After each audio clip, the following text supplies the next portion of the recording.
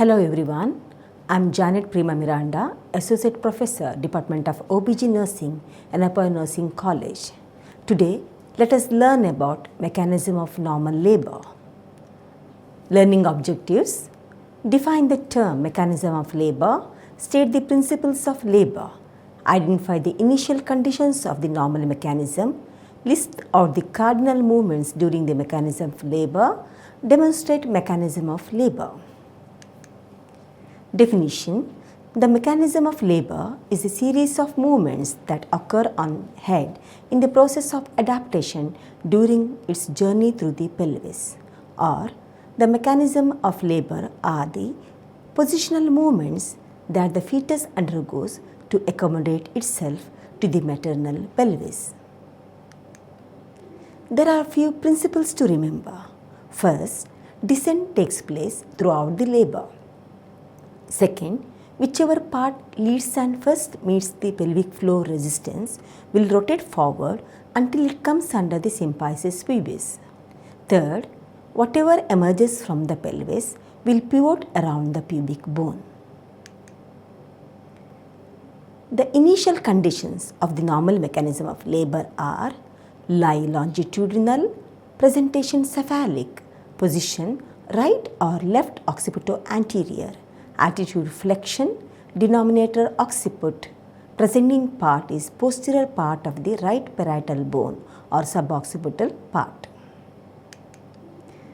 The cardinal movements of labor are engagement, descent, flexion, internal rotation of the head, crowning, extension, restitution, external rotation of the head and internal rotation of the shoulder, lateral flexion of the body and shoulder through the birth canal.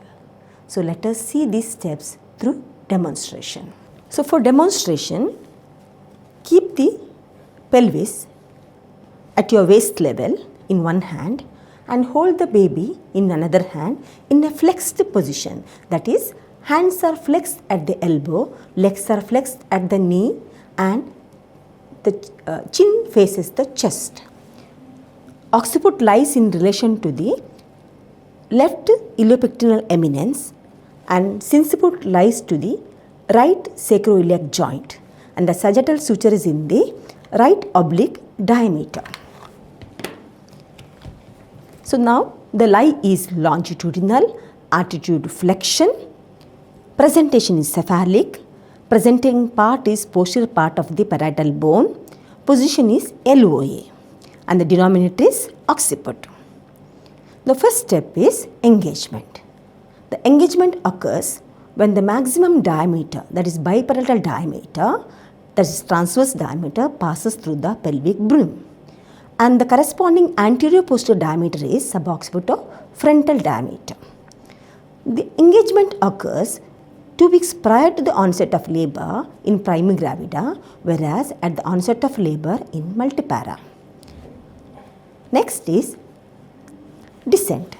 Descent occurs throughout the labor and the factors facilitating descent are maternal uterine contraction, retraction and bearing down efforts of the mother. Next is flexion. With the flexion, the suboccipito-frontal diameter 10 cm reduces to suboccipito-bregmatic 9.5 cm and this is the important purpose of flexion. And the flexion occurs due to the resistance of the pelvic floor and the walls of the cervix and maternal contraction, retraction. And further descent occurs and occiput becomes the leading part and touches the pelvic floor resistance. And as per the second principles of labor, the occiput rotates 1/8 of a circle and comes under the symphysis pubis.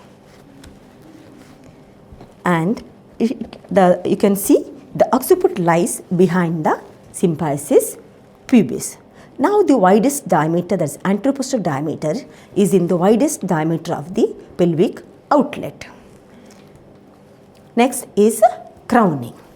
So crowning means the maximum diameter stretches the vulval outlet. So with the crowning, the head doesn't recede back even after the contraction passes off. Further extension occurs and the occiput, anterior fontanelle, sinciput, face, chin is delivered. And next, the restitution occurs, that is, head turns slightly 1/5 of a circle to the opposite to that of internal rotation. And because of this, now the head is in alignment with the shoulders. Further, the shoulders occupies the left oblique diameter and the anterior shoulder rotates forward and comes under symphysis pubis. And meanwhile, there is a external rotation of the head. Now the anterior shoulder slips beneath the symphysis pubis and posterior shoulder sweeps the perineum. Now further, the rest of the trunk and the body is delivered by lateral flexion and upward traction. You may refer my slide for the explanation. Engagement,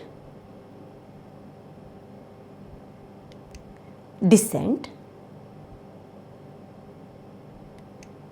flexion,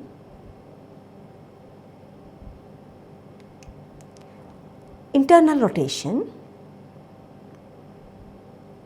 crowning, extension, and the restitution, internal rotation of the shoulder and external rotation of the head, delivery of the trunk.